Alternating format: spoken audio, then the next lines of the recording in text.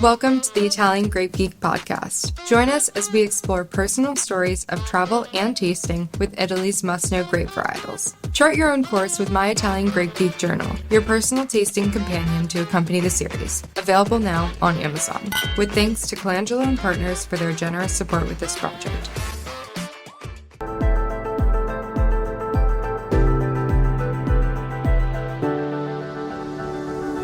Welcome to the Italian Wine Podcast. I'm Cynthia Chaplin, and this is Voices. Every Wednesday, I will be sharing conversations with international wine industry professionals, discussing issues in diversity, equity, and inclusion through their personal experiences working in the field of wine. If you enjoy the show, please subscribe and rate our show wherever you get your pods.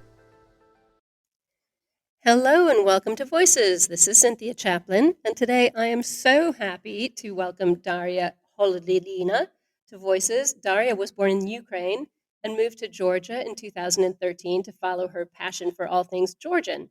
She's a wine tourism specialist, and she's the winner of the IWSC Emerging Talent Award for 2024. So congratulations, first of all, and thank you so much for coming on the show today, Daria. It's a holiday weekend here in Italy, and I'm really glad to have your time. Thank you. Thank you so much. I'm excited to be here. Hello, everybody. Gamarjoba. I love this. I'm going to have to learn Georgian. I'm such a Georgian wine fan. We'll get to that later. So, first of all, let's talk about what made you fall in love with Georgia. You were born in Ukraine, but you moved to Georgia in 2013. What drew you to the country? What's so special for you about Georgia? Well, everybody, I think like many people say that, but it's actually people because I was studying in Germany and I made my first Georgian friends there. So I thought about making a next vacation in Georgia and I arrived and they took such a great care of me and were so nice. And of course, the country was beautiful.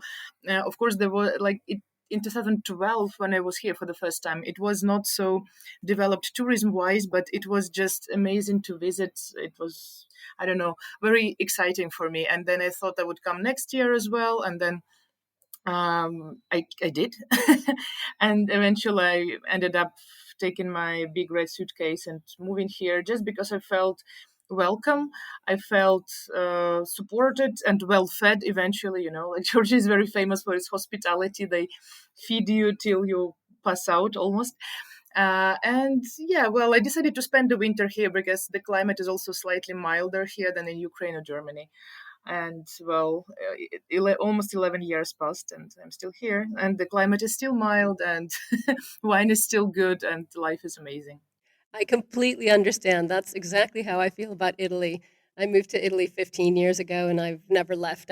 It's the same. When you find those people who are your people and the food who's your food and the wine who is your wine, it's just perfect. So I'm so happy for you that you found your place sooner than I did. I wish I'd found Italy sooner. So you first started working out with the Georgian National Tourism Strategy, doing marketing and promotion there. So what took you into wine from that? You moved there for the people, you fell in love, you got fed, which is always very important, and doing a lot of tourism work and marketing. So what took you into the wine world? How did you get there?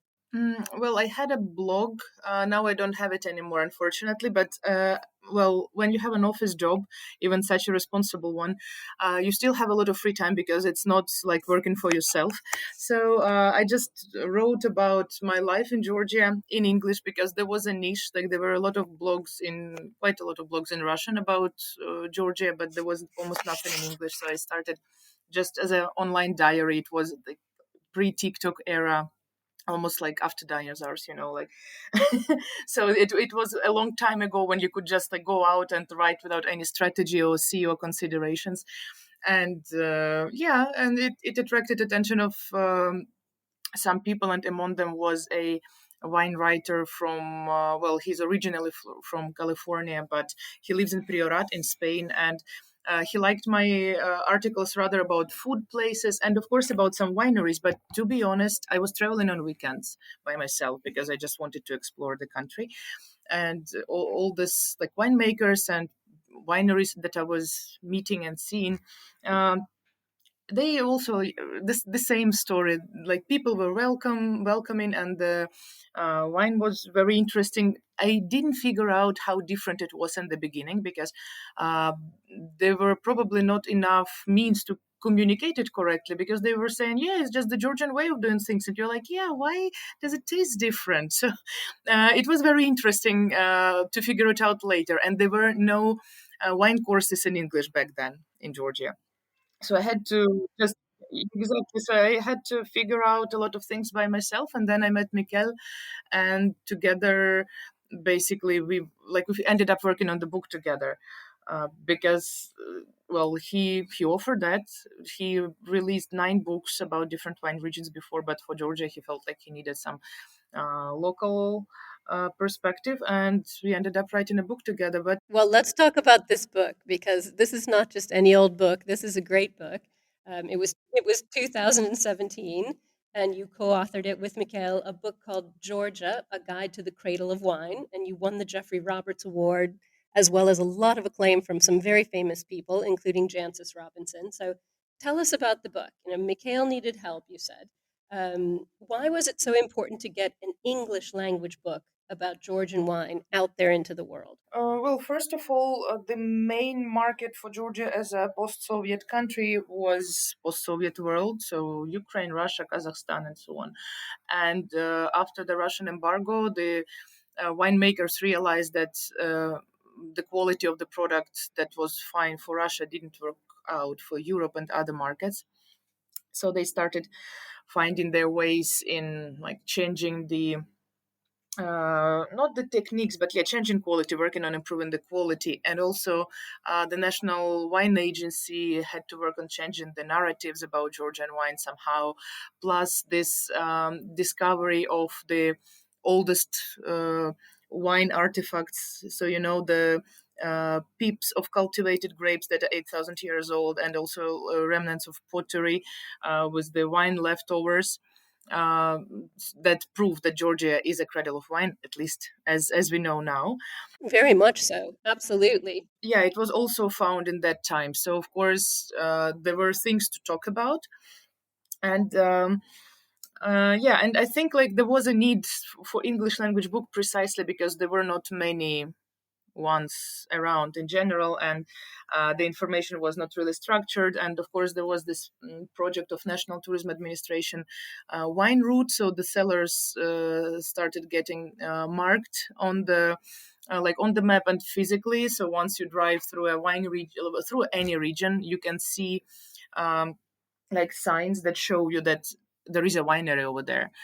But again, it was not really structured. So I wrote the brochure about like of this project with the wineries descriptions and so on, because it was also essential to communicate it to wine curious travelers, like tourists. Uh, yeah, because it's like a lot of new markets started opening for Georgia, and all of those markets spoke English more or less. Very much so. Very much so. It really took off hugely. Georgia became such a point of interest for wine people and for people who are travelers and looking for new places to discover. Don't want to hang out in the typical touristy places. So, you know, it grew and grew and grew from that book. In 2019, you co-founded Trails and Wines, which is your bespoke tour provider in Georgia, also a big award winner, not only for tourism, but also for entrepreneurship. So, going from the book, what gave you the idea for Trails and Wines? How did you raise the money? Because, let's face it here, you're a young woman. There's not a lot of young women entrepreneurs in Georgia at the moment, although the numbers are growing. I talk to a lot of young women in Georgia in wine now. How did you get started with Trails and Wines? Tell us what you're doing there these days. So in 2019, almost by 2019, both me and my husband, who was my colleague at the tourism board, we both quitted our job because we wanted to grow and we wanted to do something like on the grassroots level, and not only to sit and in the office and kind of do some global, more or less like global projects, but we also felt like we are losing the touch with real tourism, like with real work. And so he's a trail and hiking enthusiast. And I was already like, but in 2019, I also got WSET certified. I finished some Georgian wine courses in Georgian already. So I felt confident enough to go out and spread the knowledge. So basically, the major costs were related with just establishing the like making the website and just sustaining ourselves, because it was basically a two people's affair in the beginning, just to sustain us ourselves as a family before the money would actually come, the cash flow would actually come. But 2018 and 19 were so successful in terms of tourism. So there were a lot of people wanting to visit and come in and actually needing a tour operator. And basically, we had very successful years. And I think we were one of the first in Georgia just to concentrate on certain topics and not to do everything, like all the possible tours at once, as many do. And that's why I guess we got those awards, because we were really concentrating on very niche like on very niche products. And we also supported small businesses, so we are members of Ecotourism Association, which is a great network here. And we want to support also like small businesses and give them a chance to meet people from all around the world, the wine enthusiasts and hiking enthusiasts. So I think all of that gave us some exposure locally as well. And well, during COVID, there was, of course, the break. And at the moment, well, I'm alone in the business now. So, of course, we have guides and drivers, like service providers. So I'm in the operational part now. But my husband switched to the other business because we had two waves of COVID, and then war in Ukraine, like full scale war, influenced us a lot, because the European clients didn't want to kind of approach this part of the world somehow out of concerns, safety concerns. Also, last year, another war like Israel Gaza war also influenced our clientele a lot. So we got a lot of cancellations of the tours, and we decided that geopolitics is kind of something that we cannot really influence, but that influences us a lot as a family and as a business. So we decided that we will run different like businesses, so that at least if one is not working, then the other one will work, and if two work, then we are in a very good place. And here we are. Yeah, so it's like eggs in different baskets. Very, yeah, like the strategy pays off actually. But now we have bookings from April to October, like from Czech Republic and New Zealand and England and the United States and Germany. So from many countries, and mostly all of them are actually wine tours, because now it's kind of my magnet that is working better. Of course, we can still provide high quality hiking tours, but with my husband being kind of spending his energy elsewhere, it's like not as active. This direction is not as active anymore. But this is life. And I guess also nowadays, yeah, nowadays also like not as many people as before need a classical tour operator. After COVID, I started attending travel fairs again, and I had a feeling, especially at ITB Berlin, where Georgia was a host country, a lot of tour operators actually complained about lack of activity. But I saw the whole like a lot of halls of the exhibition grounds being full of different digital products. So I think this is the future. So I will think how to provide, like help people find the good wineries. But probably if they don't need me as a tour operator, as like intermediary, then maybe they can book services through a smaller fee. I will think about it, like how not to invent a wheel or a TripAdvisor once again, but to to stay in the business. Well, it's so interesting, and I think your youth and your enthusiasm and your newness to the sector really helped you because why war and geopolitics are affecting the wine industry in ways that we don't even really realize. I teach a lot of students at various levels, university students all the way up to diplomatic clients, and logistics and just being able to get wine from point A to point B, things like that. People who don't want to travel to certain countries or certain regions, it's affecting our industry far more than anyone gives it credit for. So I think you're very wise to have already put your finger on that and expanded. But I know, the pandemic also, you did not slow down during the pandemic just because we were shut down, and you were shut down twice. We were also shut down in Italy twice. You transitioned to online and you started a YouTube channel called Drink Georgian. So you were doing a lot online. Are you still active on YouTube now? What are you doing online now? You said you understand that people aren't always looking for a traditional tour operator. A lot of people are happy to make their own plans, but they just want some guidance. So how are you using your YouTube channel and your online business now? To be honest, the YouTube channel is not very active at the moment because I realize that it's a separate job basically if you want to make it seriously.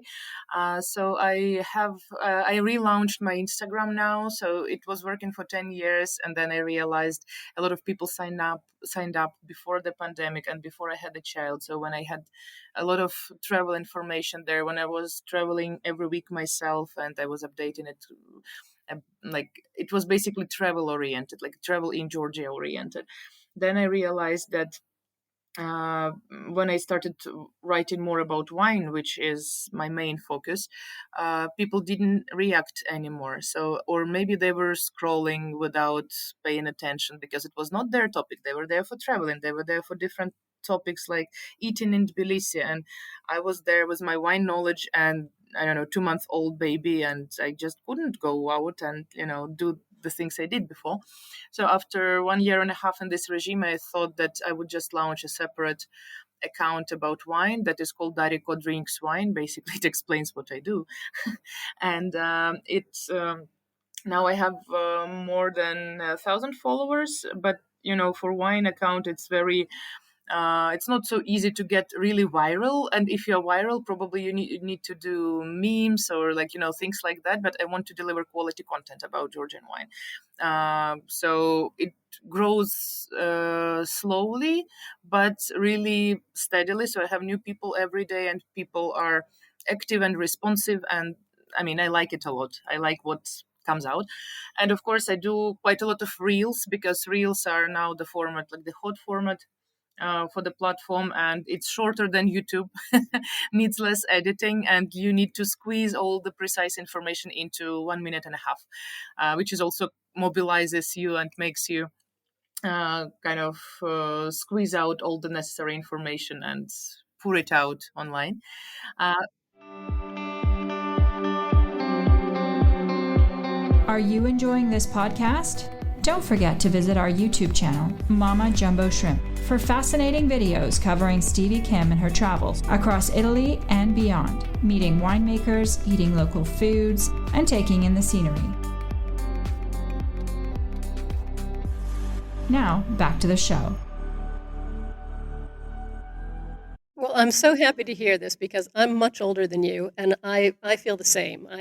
My Instagram is where I am. I don't do Facebook anymore, or YouTube or TikTok or any of that. It takes up too much time. I understand about having a 2-month-old baby. I had 6 children back in the day, so you have to focus your attention.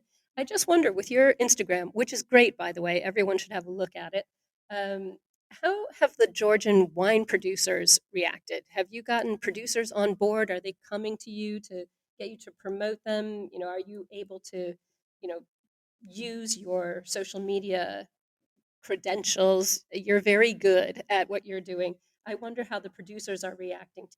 Oh, the producers. Well, my cellar. So I have my wine collection in the basement of my house, and I also have another room in the house that used to be something like a cupboard, but now it's full of wine.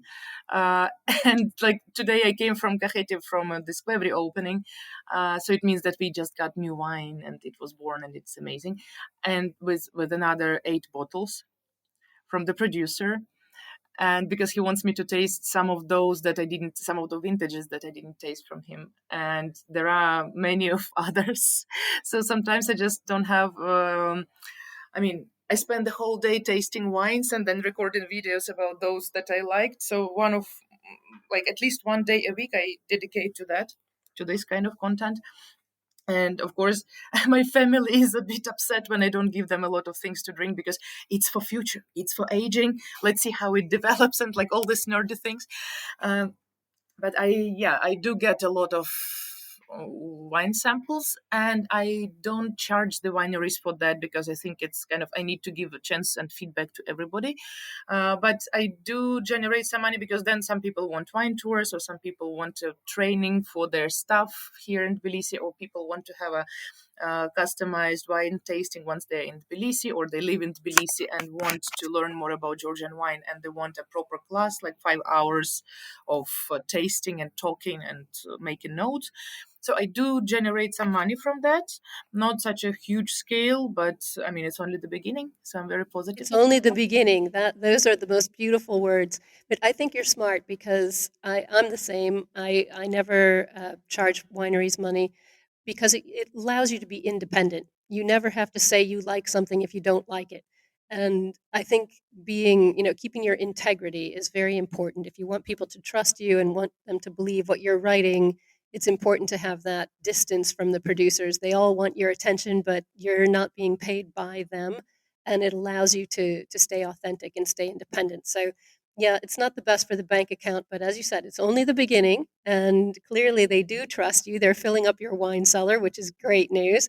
I know I have to divide my wine cellar, the part that I allow my grown-up children to drink and the part that is not for them to drink. So the ones I want to age have to be hidden. I understand. But let me ask you, what do you think are the three characteristics that make Georgian wine so unique in the world, and how do you promote those characteristics? You said you were at a Quevery opening. For people who don't know what a Quevery is, it's amphoras. Amphoras are leading the way now in a lot of winemaking. A different kind of oxygenation, very different wine style. So, for you, what are the three characteristics that make Georgian wine so special? Well, I think it's a complex of things. Well, first of all, this story is really attractive to wine geeks. The story about 8,000 years of winemaking history, and while in some ways Georgia is still quite, I mean, not modern, let's put it like that, or like not I don't want to use the word conservative, because it's not, but I always say kind of Wild West. exactly, yeah, something like it's a developing market, so sometimes people don't find their way. So like there are a lot of winemakers that just kind of garage winemakers, or like very enthusiasts, so they are not trained and they make wine. But this is exactly what Georgia is about in a way, because that's how this 8,000 years went. That's how the Soviet industrialization and many other things, like for example hunger, when people, like, there were bad years of course in the like 18th and 19th century, and sometimes people had to, and in the 90s of the 20th century as well, when people had to replace vineyards with other crops that would feed the families. But still this winemaking tradition, it survived because people wanted to make wine themselves. They wanted to have wine in the family, and even if it meant a very small amount of production, it was still there. So this connection between Georgian people and making wine on this like grassroots level, this is very interesting. But of course, from the like organoleptic perspective, from the kind of physical perspective, it's of course the skin contact white wines that of course are not that are exotic, that are ancient, that taste probably some of them like they used to taste 200 years, 300 years, 8,000 years ago. Yeah, Quevery, of course, as the vessel that is constantly used by Georgian people, that is like didn't have any breaks, so to say, during the centuries of usage. So it was always not in the fashion; it was just there all the time. So this clay jar that we actually bury under the ground. So now, of course, more people use it above the ground. For example, I know about Queveris in Canada. Like there was a winemaker who took Queveris to Canada, and in Canada, you are not allowed to bury queveries, to bury anything like wine vessels under the ground, because of some law that land is belongs to the government, and like a lot of details. But people use queveries also above the ground, especially in such a cold climate as Canada. I think it's fine. Absolutely. They use them here in Italy too. I live in Valpolicella and people are making Amarone in Quevery now, above the ground. It's interesting. Yeah. So, but in Georgia, traditionally we bury them under the ground so that the temperature would not depend on the temperature outside, especially when it's, when it's not controlled, climatically controlled space like cellar or like workspace. So yeah, the microoxygenation is there, but I think it's also the skin contact style. So when you make white wine, as you make red, so you leave skins there for longer maceration. So this style is also finding its ways, especially I think in Asia, like Japan and Korea, like this kind of wine a lot. Also, the natural wine fans in Western Europe, in the United States. But also, I had a feedback from my Japanese guest who said that these wines are too clean somehow. So it's kind of even though it's like it was natural, the wineries that I recommended, even though the wines were natural, they were like clean because Quevri shape allows the wine to kind of to clean better by itself, and they were shocked somehow. That's why I like Georgian wine. They're not cloudy. They are gravity filtrating. I like them for that reason. Exactly. Yeah, yeah, yeah. And yeah, so I think basically it's the story, the vessel, and also the style, and also this amount of grape varieties, endemic grape varieties that we have, because we have more than 500.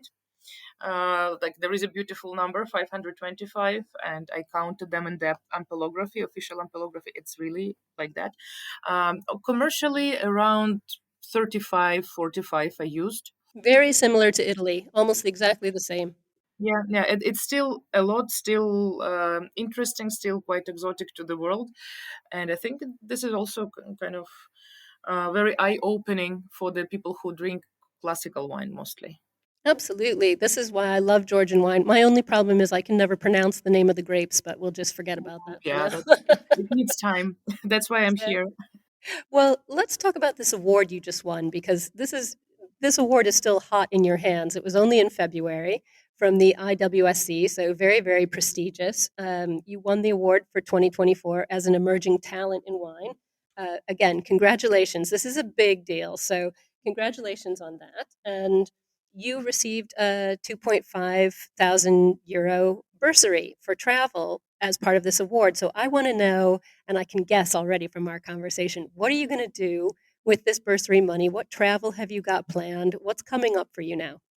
I planned two things at the moment. So this award was sponsored by London Wine Fair, and they also gifted me the VIP ticket and access to different master classes. So obviously, I'm spending a part of the bursary on my London trip, because I've never been, and London Wine Fair is a big deal, and I'm very curious. So this is definitely for my self development, and I will see if it will be possible to make kind of an extra thing for Georgian wine there. So I will, once I get my visa, like in countries like Georgia, you still need visa for nice countries like UK. So once I get my visa, I will plan something with the Georgian wine importers there. So I want to do something. Also, I thought to take some Georgian wines separately to represent them on any of the wine fairs that are planned, but seems like it's a bit too late because the National Wine Agency already has the things planned for the upcoming year. So by the time, I realized that I got an award, it was already kind of pre-planned.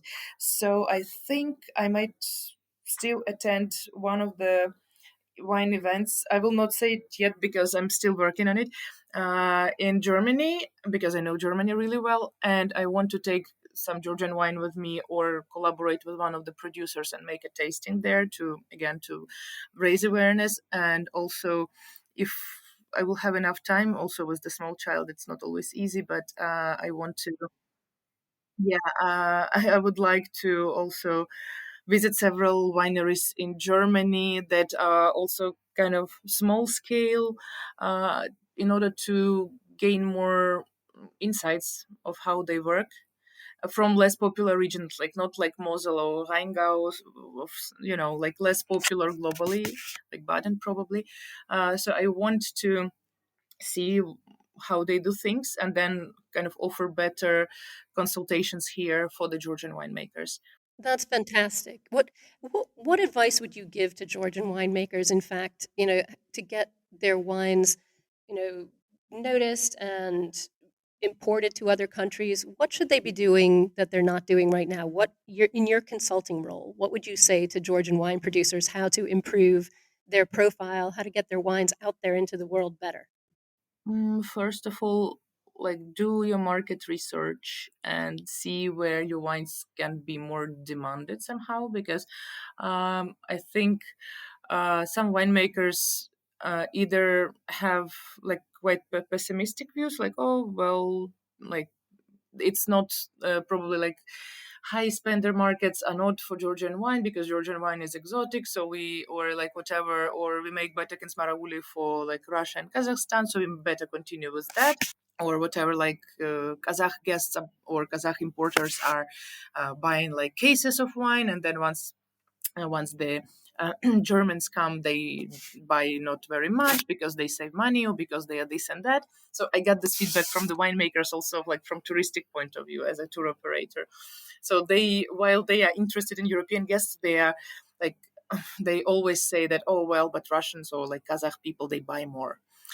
Well, because they also allowed to transport more than the Germans and so on, but like it's details. So I would also, like export wise, I would definitely recommend them to do the market research and see which markets are more open to something like skin contact wines, because for example, entering, or if they make skin contact wine and like quite a heavy profile wines, how developed is this kind of gastronomic foodie segment in those markets they want to enter, like because for example, entering the market of New Zealand, that is like a Sauvignon Blanc country, it would be very difficult to enter it with an array of amber wines. So like I think they need to be very precise with where they want to get to with their wines.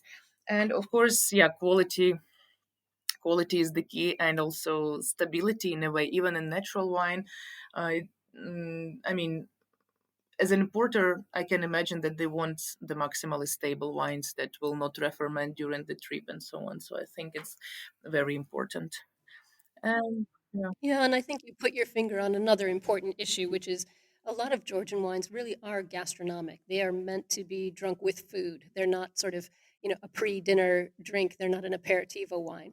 They really have that character that cries out for some food. So understanding where they fit in the market is definitely crucial to success, and such an interesting part of everything you're doing, because you are already in that gastronomic side of things before you got into wine. So I think you're very well placed to help these producers promote more than they are. So, other question for you is, what would you say to young women in Georgia who want to get involved in the Georgian wine business right now?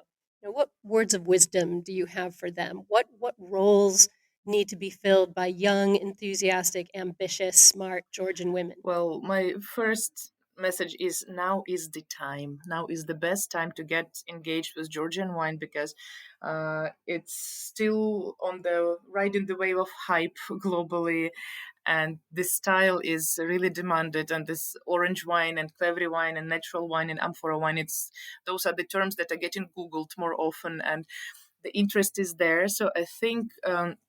For women, I mean, of course, the winemaker role is interesting for many. Not everybody has a winery, so they can't all be winemakers. Sometimes it doesn't stop people. I met recently a woman winemaker who started in her uncle's backyard, and now she's exporting wine to London. So like it's about persistent, and really, like, it's her passion. She wanted to revive her father's vineyard and kind of keep the line, like winemaking bloodline working, because dad was not making wine, so, and the grandfather did, and she wanted to continue it somehow. But I think also for young women, there is a lot of space in marketing and stuff, kind of training, and then quality training, because if we get more educated, like also, yeah, in wine education, of course, because I think we do that nowadays. Even Georgians do not know sometimes the like the how their wine is and where is the context of this wine. So I think, yeah, wine education, wine marketing, is always something really important. And also, staff in the restaurants needs to be better trained in order to better communicate and sell wine. So this is also another aspect that needs to be improved and that needs knowledgeable young people and also, of course, young women.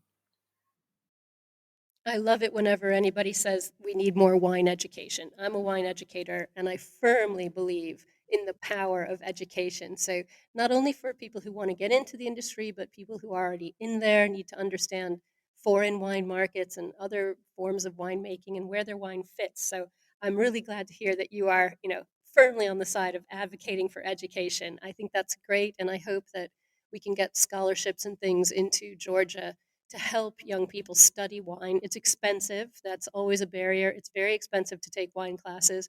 So hopefully that will be a movement of the future, near future, I hope. So last question before I let you go. Um, where do you see yourself in 5 years? What will Daria be doing in 2030? You've got all this on your plate. Being called an emerging talent, I think, is a little overwhelming because it means you have to now emerge and do something with your great talent. So, what do you plan to do in the next 5 years? Where do you see yourself going? Actually, in the wine education, because I started collaborating with the wine school here, was the school I actually attended for WSET 2 and 3, Khetsuriani Wine School. So I started there as the educator for the Georgian wine lover course. So it's like the course for those who just want to understand the basics of Georgian wine. And we also work on the some other courses about international wines for the Georgians again. And I think it's, well, that's what I want to do, wine education online and offline. That's my bigger goal at the moment, to develop this direction, because also I want to have a second child. And I think wine education can be combined with this, while, I mean, basically everything, it really depends on every situation, I guess. But I think it's the job I can do. It's a lot easier if you can be home more often. Exactly, and you can sit down and stretch your legs and so on. But of course, this is a very important moment for women who work in wine. How pregnant women are getting treated, or like how high the job chances are, and so on. And I think, yeah, I completely agree. And I think it's also important for the wine industry to understand how, when women take a break to have their children and to raise their children, it doesn't mean they've stopped learning and stopped growing. There should be a way to be pregnant in the industry, a way to be at home with your children, and a way to come back into the industry when your children are at school. because when my child was born, in 2 months the exhibition season started. So we had 4 wine festivals and like several other events in Georgia, where I used to be every year, and like sometimes with the guests, sometimes with importers, sometimes like shooting videos. And I really wanted to be there, so I had to prepare the milk bank. And my like great husband was there with the baby when I was tasting wine the whole day. And I also had some guests that year. And then we had Women in Wine Expo here in Georgia, and I was guiding the wine journalists that were visiting it. And it was not easy, because then my husband and baby traveled with me, like not to the wineries, but they were on site where the exhibition was taking place. And again, like they had a huge milk bank, and I was there in the field. So yeah, I mean, you have to find ways, and it's great to have support, but some women don't, and it's really sad. So Well, you sound so strong and so determined, and I'm glad you have such a great husband. I have a great husband too, so I think we're both fortunate in that. And I can't wait to see what you do in the next couple of years. I wish you so much luck with having another child and growing your family and growing the work that you're doing. It's so important for Georgian wine. I think we all know that Georgian wine is a big trend right now, and taking something from a trend to being something that's a permanent feature of fine wines is going to be an interesting process, and I'm sure that you'll be part of that, Daria. Thank you so much for coming on the show today. That was lovely, and I hope that exactly soon Georgian wine will stop being exotic and will become just a part of regular wine menus of the bars and restaurants. So cheers to that. Thank you for listening, and remember to tune in next Wednesday when I'll be chatting with another fascinating guest. Italian Wine Podcast is among the leading wine podcasts in the world and the only one with a daily show. Tune in every day and discover all our different shows. You can find us at ItalianWinePodcast.com, SoundCloud, Spotify, Himalaya, or wherever you get your pods.